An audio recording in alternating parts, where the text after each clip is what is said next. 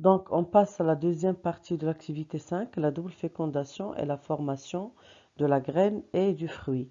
Bien sûr, dans la première partie, on a répondu à la question comment se déroule la fécondation chez les angiospermes.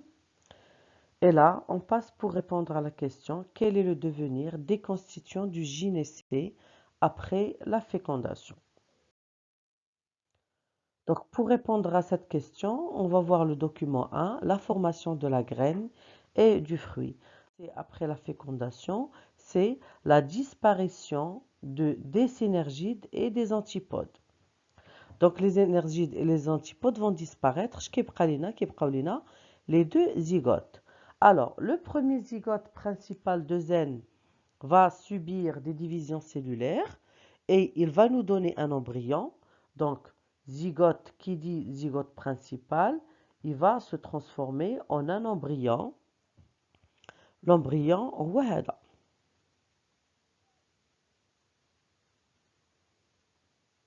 Ça, c'est l'embryon. D'abord, il est globuleux. Et après, donc d'abord, il est globuleux, qui est comme ça, et après, il prend la forme en cœur. Ensuite, le zygote accessoire 3N se divise et nous donne l'albumène. D'accord? Donc, le zygote accessoire 3N, chromosome, je rappelle, منين 3N فيه 3 N, N, N. N وحدة ديال l'entérozoïde, N الثانية ديال le premier noyau central, و N الثالثة ديال le deuxième noyau central. Donc هنا في هذا le premier schéma هذا عندنا le sac embryonnaire, d'accord? Donc هنا وقعت لنا fécondation. ملي وقعت لنا fécondation هذه هي la forme globuleuse في الأول اللي كتكون ديال le sac embryonnaire, وهذا l'albumène, c'est-à-dire le zygote accessoire qui va subir des divisions et il va se transformer en albumène qui a un rôle nourricier. Il est très riche en amidon. Donc là, regardez, l'embryon هو هذا et l'albumène هو هذا. Donc là, qu'est-ce qui se passe? Soit l'albumène, il y a deux cas qui vont apparaître. Soit l'albumène se développe aux dépens du nucelle, donc les cellules du nucelle هما هادو. Donc l'albumène, qu'est-ce qu'il va faire? Il va se développer, il va prendre de l'espace, aux dépens du nucelle, c'est-à-dire les cellules de nucelle, il va se développer aux dépens du nucelle. Ce dernier disparaît progressivement jusqu'à ce que l'albumène remplisse presque entièrement la graine. Donc là, le nucelle va disparaître, l'albumène, il va occuper tout l'espace qui reste et bien sûr avec la couleur c'est la graine, c'est le zygote principal. C'est ce qu'on appelle les graines albuminées comme le coquelicot et le ricin. Donc le ricin هو الخروع et le coquelicot on dit que les fleurs rouges qui qu'on le printemps. Donc là, c'est le premier cas. Le premier cas, c'est que l'albumène, il va se développer aux dépens des cellules de nucelle et il va occuper tout l'espace de nucelle qui est les téguments les téguments qui sont et tout le reste, c'est l'albumène et à l'intérieur de l'albumène qui connaît la graine. Et comme je viens de dire, l'albumène, elle est riche en amidon. Le deuxième cas, les réserves accumulées dans les cotylédons, on assiste alors à la disparition du nucelle et de l'albumène. Donc les cotylédons, regardez, hada c'est l'embryon, d'accord? Et les cotylédons, ils vont l'emporter sur le nucelle et l'albumène qui vont disparaître. Le cotylédon va se développer la place l'albumène ou le nucelle, il va occuper beaucoup d'espace et c'est ce qu'on appelle les graines exalbuminées, bhal, le haricot, le pois, les fèves, etc. Donc, les cotylédons, ils sont chargés de réserve. Comme l'albumène est chargé de réserve, même les cotylédons sont chargés de réserve. C'est ce qu'on appelle les graines exalbuminés, c'est-à-dire ce sont des graines qui ne font l'albumène. L'embryon mature, son tour de réserve, voilà l'embryon mature, il son tour de réserve, il est protégé par les téguments, d'accord? D'ailleurs, même pour le cas où les graines albuminées sont protégées par les téguments, l'ensemble se déshydrate et forme une graine qui entre en vie ralentie. Donc, il va se déshydrater d'abord et elle va entrer en vie ralentie. Alors, elle va rentrer en vie ralentie. Maintenant,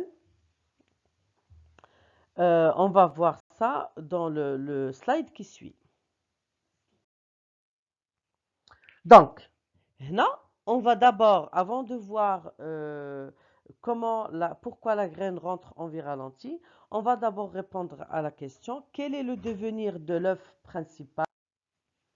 Donc, comme j'ai dit là, on va répondre à la question, quel est le devenir de l'œuf principal et le devenir de l'œuf accessoire? Donc, après la fécondation, l'œuf principal se transforme en embryon. Il a la forme d'un cœur. Et l'œuf accessoire se transforme en albumène.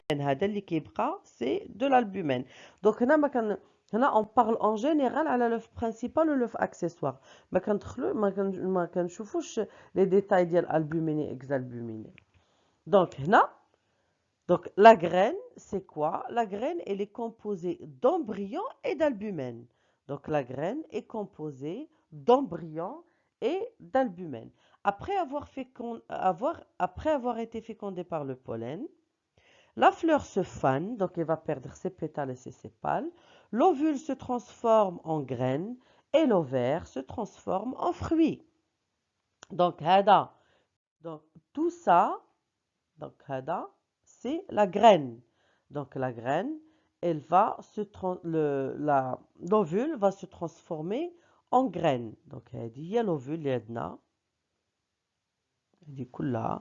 l'ovule, il va se transformer en graine.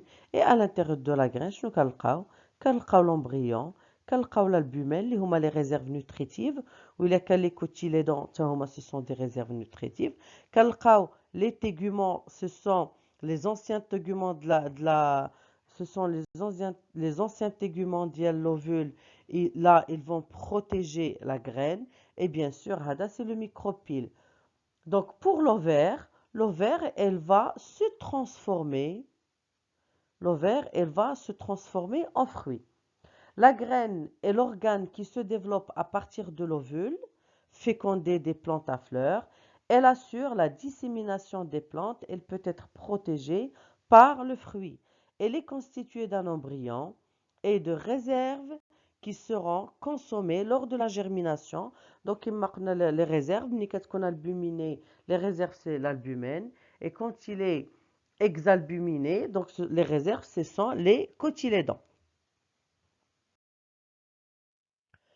Donc, là, on passe pour voir l'exemple comme j'ai dit tout à l'heure. Donc, là, comme ça, c'est le fruit de la tomate. Donc, ça, c'est le fruit ou l'ovaire. Il s'est transformé en fruit. Regardez, l'ovaire, شحال فيه هنا de la tomate, فيه 3 ديال les carpelles.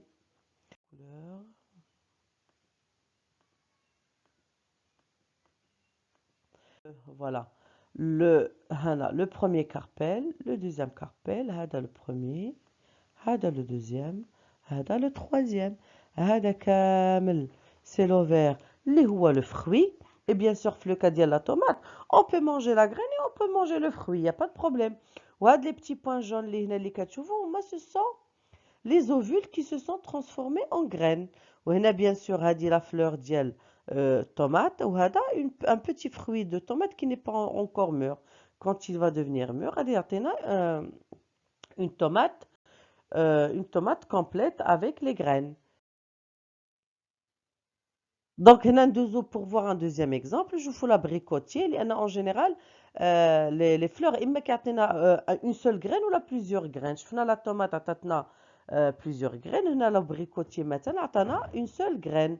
Ce sont les téguments qui vont protéger la graine. Le premier ou un deuxième à l'intérieur. Ou après, l'ovaire qui s'est transformé en fruit. Hadou, ce sont les étapes ici, ce sont les étapes de la transformation. 1, 2 et 3. Donc là, ce qu'on va voir dans ce slide, on va voir quelles sont les composantes de la graine. Donc la graine, elle est composée de 3 principales parties. La première, ce sont les téguments, qui protègent la graine. Ce sont les enveloppes protectrices de la graine. Il y en a en généralement 2. L'embryon, c'est la plantule, il est la plantule. Et la future plante, il est formé d'une tige, d'une gémule, bourgeon terminal, et d'une radicule, la racine. Donc, les premières ébauches la future plante, bien sûr, à l'intérieur de la graine. Donc, on va voir, ils sont plus visibles. Les 3 parties, ils sont très visibles, la graine d'haricot. On va faire une germination de graines d'haricot et on va voir ses composantes. Ok, on a aussi les cotylédons. La graine d'haricot aussi, on va voir les cotylédons qui sont les réserves de la graine. Ils sont gorgés d'amidon. La graine est vivante, mais elle est en état de vie ralenti. Donc, هذه la graine de l'abricot, par exemple. La graine, qu'est-ce qu'on va faire? On va manger le fruit, ça, on va le manger. Et qu'est-ce qu'on va garder? On va garder la graine, pardon. La graine, elle est en état de dormance, c'est-à-dire elle est en état de dormance. Ça veut dire que maintenant, les conditions nécessaires pour se développer ou une nouvelle plante. Notez comme un exemple que vous connaissez, qui est les lentilles, ou les haricots, l'oubia. Ce sont des graines. La cuisine, ce sont des graines en état de vie ralenti et sont en dormance. Si par exemple tu prends une petite graine d'haricot ou une petite graine de lentilles, وكتحطيها dans un petit coton humidifié, d'accord? Après quelques jours ou le lendemain مثلا شنو كتبان لك؟ كيبان لك بان ديك l'écorce الاولى اللي هو لو tégument كيطير كيمشي وكتبدا la graine في la germination, d'accord? Donc la graine elle est vivante mais elle est en état de vie ralenti. Et ce qui lui permet de rentrer dans cet état de vie ralenti, c'est qu'elle se déshydrate, elle perd une très grande quantité d'eau. Donc là, on vient à la fin de l'activité 5. Et comme on a l'habitude de faire, là, vous avez le bilan de des 2 activités 4 et 5. Vous avez les mots. Vous allez commencer à remplir les mots et vous allez trouver la correction dans l'introduction de l'activité 6. Merci, au revoir.